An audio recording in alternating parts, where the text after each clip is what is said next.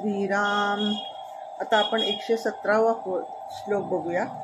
धरुले करू बापुडे दैन्यवाणे, कृपा भाकितादी धली भेटी जेणे, चिरंजीव तारांगणी प्रेम खाणी, नुपेक्षी कदा देव भक्ताभिमानी. श्रीराम. या श्लोकामध्ये समर्थांनी भक्त ध्रुवाची गोष्ट सांगितली आहे. सावत्र आईने केलेला अपमान सहन न झाल्याने, त्याच्या आईच्याच सांगण्याने आणि नारदांकडून मंत्रदीक्षा घेऊन नारायणाची भक्ती केली.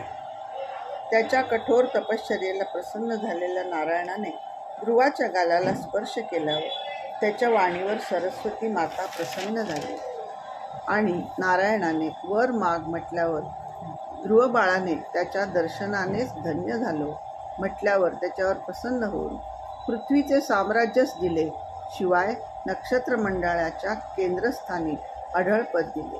असा देव आपल्या भक्तांची कधीही उपेक्षा होऊ देत नाही, शिवाय त्याच्यावर कृपेचा वर्षावच करतो. जय जय रघुवीर समर्थ.